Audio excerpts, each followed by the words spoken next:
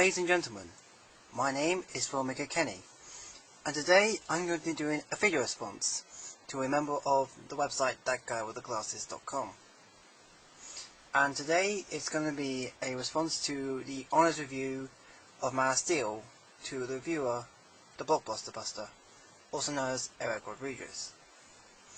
Now, Eric Rodriguez is a guy I like the content of. I really like his videos. Even at times where we don't agree on several things or several points of view or even films that he's reviewed. However, this is going to be an example of something we do not agree on. This is his honest review of Man of Steel, a film I've talked about multiple times on my channel, especially when discussing vlogs about the updates of DC's new cinematic universe. So, for the amount of times I've discussed it, I'm now going to explain my points about the film and explain some of the criticisms, hopefully to share some alignment between me, him, and the haters of the film. This isn't going to be a full watch tutorial, I'm just going to skip through to bits. But first of all, a point of mutual agreement. First of all, you say that the production design and costumes are really well done, which they are. I agree with that. I really like the While it might sound petty to complain about the action sequences in a fantasy film, please keep in mind that this is an action movie, and the action sequences are a key factor. My issue here is that the film was directed by Zack Snyder, someone who is known for showcasing his action sequences with explicit detail. Here, we have action sequences that just move way too fast, making it hard to enjoy or process what you just saw. Plus, okay, this is one of my lesser, angrier points I have to address with you. They established in the film that Superman can move very fast, especially with how far he flies and how far he jumps. So, basically the whole point of it moving super fast is just for the point of showing the exact speed, giving an example of how fast he's able to move. And since they're both Kryptonians, they're going to have to show all the Kryptonian action sequences. I will admit that they could have done with some wider shots, but from what we got, it works well for what we get. there are a lot of moments where the live-action characters change into CG characters in the middle of a shot. So, I mean, with all the stuff they need to do, it's going to be really tough to get all that stuff done on a green screen. And with a better point that you're going to need to do CGI in order to make it, well, look right with what you want to have done. So, in short with the action scenes, the speed is there in order to make it look right, especially with the fast speed that Superman needs to travel and with all the other Kryptonians. Could they have done with some slow-mo? Yeah, but it's only just going to make it look more cool than it already does. To the military, and the military allows her to interview him. Why? The one thing I could say is that she is a journalist. She has skills and experience interviewing people. And given someone like extraordinary as Superman, they're going to need someone as skilled as her in order to get the information from him. Also, you talk about her being just pointed throughout the whole thing, but keep in mind, in a film like this where your main character is an alien, you're going to need a character that you're going to be able to relate to.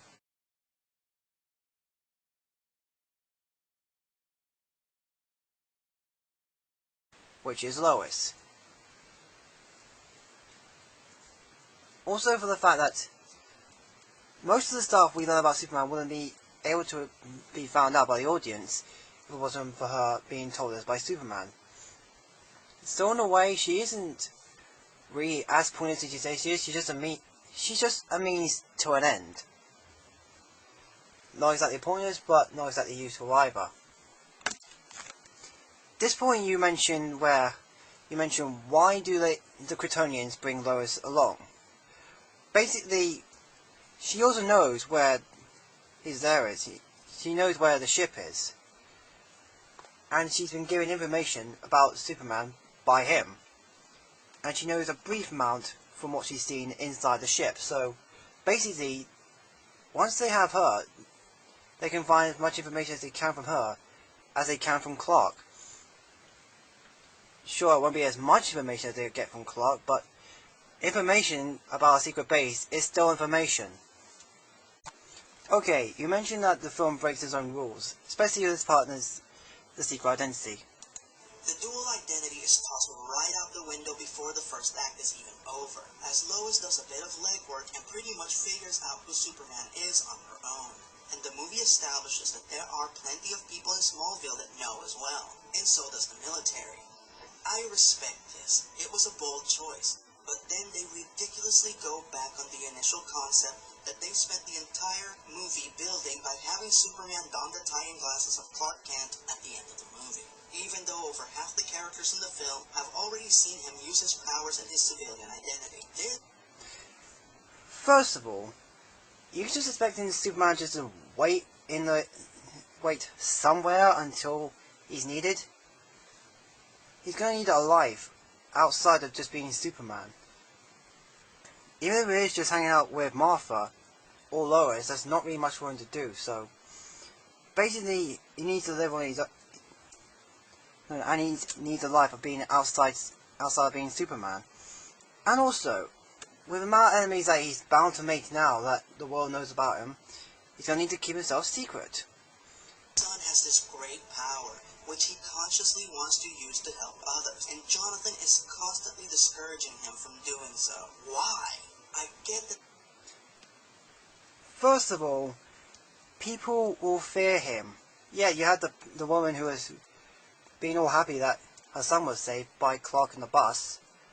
But yet again, if you had a neighbour who could literally throw a double-decker bus into your house, set you on fire with his eyes, or just throw you into space or just flicking you in the nuts, would you really be too comfortable knowing that this guy was your neighbour and you could just easily piss him off? Yeah, I thought so. Also, that the fact that he's now revealed himself, that's going to make things even more problematic. I get that he is trying to protect his son from those who might fear him, but wouldn't it be more practical to teach his son how to cover his tracks and hide his actions from others? The kid is faster than a speeding bullet, you know. Really?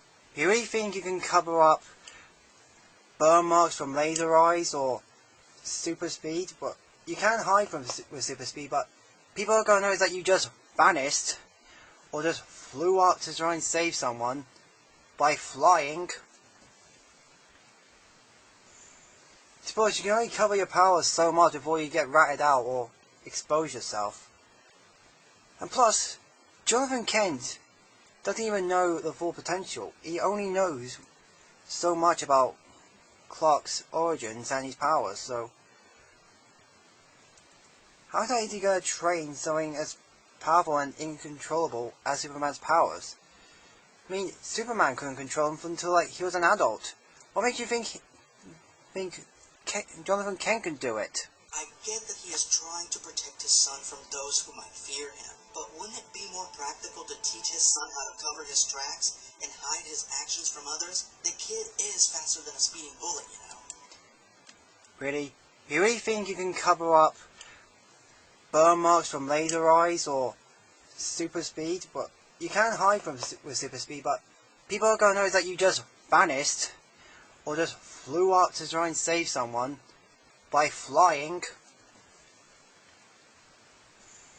Suppose you can only cover your powers so much before you get ratted out or expose yourself. And plus, Jonathan Kent doesn't even know the full potential. He only knows so much about Clark's origins and his powers, so how is he going to train something as powerful and incontrollable as Superman's powers? I mean, Superman couldn't control him until he was an adult. What makes you think Jonathan Kent can do it?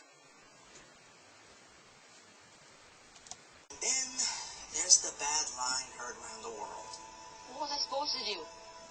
Just let him die?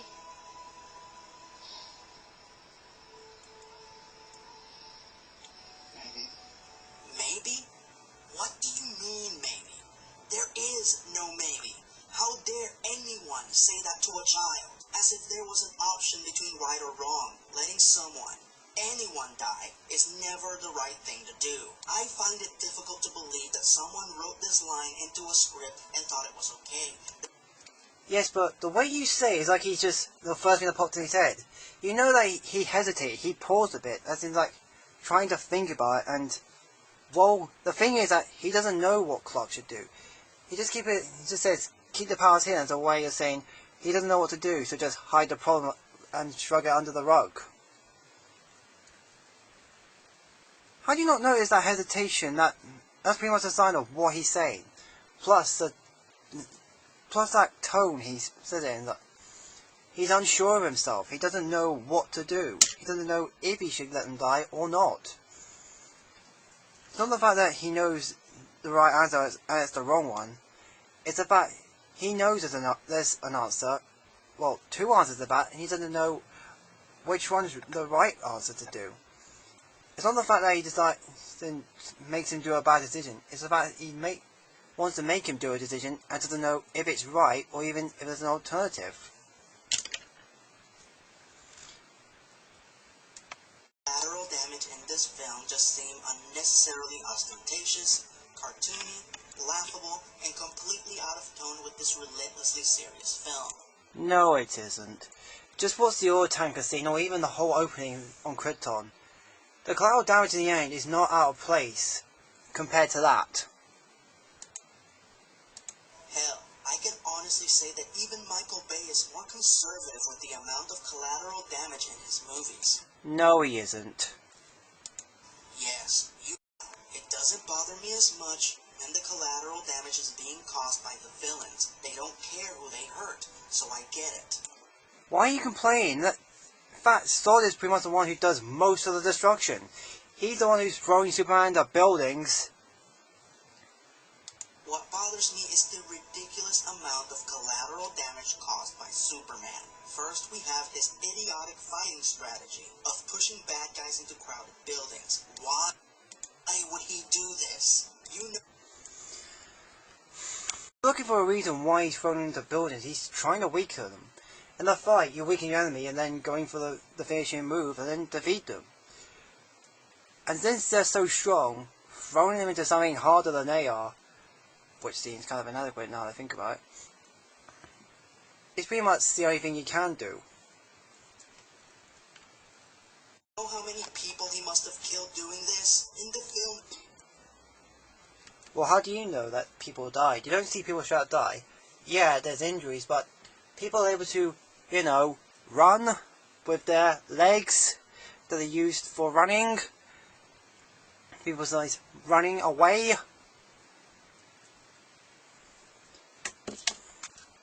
He only directly saves 3 people. His mom, a soldier, and Lois. And there's one other thing he said. What was it? Oh, I don't know. The entire of the whole fucking Earth.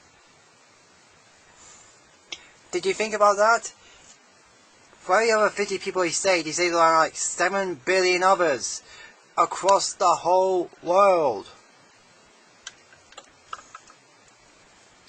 Did you not think about that? Huh? Did you just think this was set on one planet where Metropolis takes the entirety of the whole planet? And plus, you say that Superman kills people, when he doesn't, other than Zod. We'll get into that bit later. But yet again, he doesn't straight up kill them. In fact, Zod does most of the damage by either throwing him into burns or just smashing up himself. So yeah, there is death involved with the destruction, but it's not due to Superman like you say it is. He cripples Zod's ship and crashes it into a populated area. Superman. So you're just expecting him to know that the area is going to be populated after it being pretty much flattened to a pancake after Zod tried terraforming it, and you also just expected Superman to get out, push the ship aside into another maybe populated area? I'm sorry, aside from Perry White and the others that were stuck under the rubble, do you really think there's going to be anyone in Metropolis with all the buildings crumbling like goddamn pastries? Do you really think people are going to stay unless they're being either killed or trapped in rubble? Really?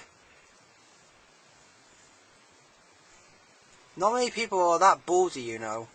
This film is careless and reckless and willing to stoop to the villain's level to win a fight. No, he isn't. He just trying to do the best he can with only being a superhero for like a week at best.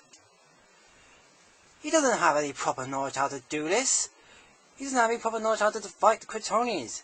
He's just pretty much doing the best he can with the circumstances that he's been given. And besides, he's just trying to throw all the enemies into walls, just hoping that he could weaken them, as I just mentioned. And he seems to be following the logic of, if it doesn't work once, try again until it does. But yeah, again, the Kryptonians are using it. It seems to be working pretty decently for him because they have gotten the upper hand, so whatever. Tries to kill a group of people with his heat vision, and Superman's solution is to kill him? He's Superman. He could have put his hand over Zod's eyes and blocked the heat vision. What, and just have the heat vision burn through his hands? That's not gonna help at all. Could have flown him up out of the building. Where to? Zod's just gonna knock Superman out, throw him to the ground, and just smash him with more stuff. In turn, making more damage. Every solution you're picking up for this scene just ends up with more destruction that you seem to hate. Could have frozen him with his ice breath. They didn't even establish that he could do that in this film. But he just murders him instead. And you want to know what bothers... Before that, I'll let you finish. I'll just turn to Connie Wester, but... he doesn't do that just for no reason. He does that because there's no choice. There's no other way to defeat him. If he throws him into space, he's just going to come back even more powerful with the sunlight. And worse yet, more fighting is just going to continue if Superman just doesn't end it there. Sure, he can punch Zod all he wants, but that's not going to do anything aside from make more destruction. Zod will just keep smashing buildings. Superman will just try and fail to beat him.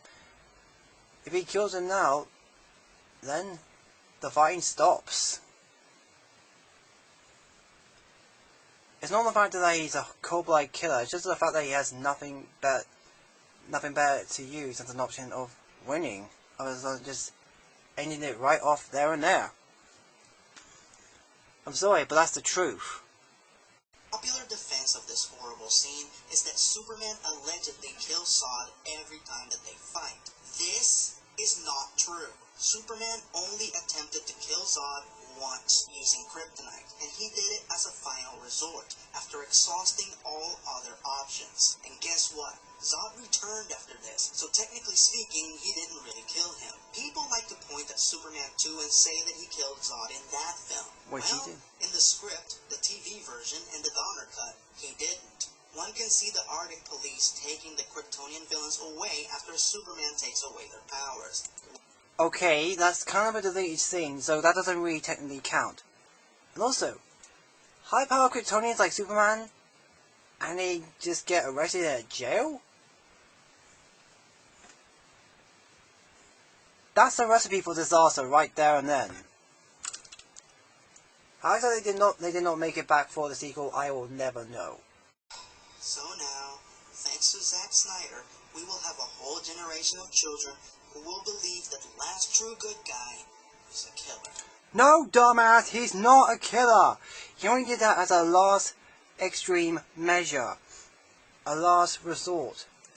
And plus, did you even notice that he screamed with a look of pain, angst, and fear on his face? You know what? They added it because he regretted the action. He knew he was wrong, but he had to do it because there was no choice left. There was no other thing for him to do. Any other resort would just end up with more fighting and more destruction.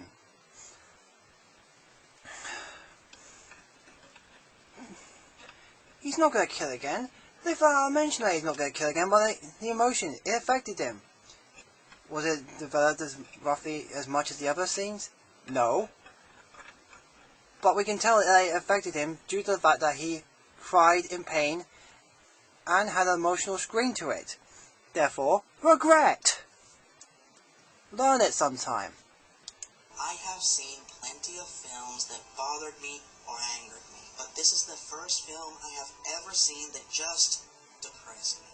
If these are the building blocks of the upcoming DC Comics movie franchise, then I want no part of it. I have loyally followed DC Comics since I was 7 years old. Most of my life I have patiently waited for a film that represented these characters accurately, and I am yet to see that film. So no, I'm not looking forward to Superman vs. Batman, or the eventual Justice League film. In fact, there is a high probability that the next time you see me review a DC film, I might be busting it. Wow. Real faith there. DC have barely started the Justice League project and yet you're already willing to call it a failure. Bias much? So, after watching this review, what conclusion can I come to? Basically, a lot of the points you do mention are somewhat have a point to them and somewhat valid, but I don't agree with them. Well, not to the extent that it's worth going over, I just want to make this a quick video just to discuss some of my main concerns with your video. And the points you do mention are just either wrong or just misinterpretations or just not getting the point. For a guy who seems to know a lot about comic book characters, you clearly do not get the point of this film. I've already explained myself in enough detail to see that we're not on the same playing ground of agreement. For the most part, you just seem like a bitter person who's just upset that he didn't get the film he wanted, rather than something unique, new, and a good interpretation that has its own style. The Nolan films did that. In fact, they pretty much most of the stuff Nolan did in this film, they did right. They did right here in this film. So, why are you willing to give Nolan a good rep, enough to see all the films, and to give pretty positive reviews, honest reviews of them, and yet bash this film when it does the exact same things as this does? In fact, even more so. But yeah, I've already explained myself in enough detail. I hope you enjoy the video. And if you're, and Erod, if you or your audience are watching this, I really like to see what the response is, because this is just going to get interesting, more interesting than the debates about the film in general.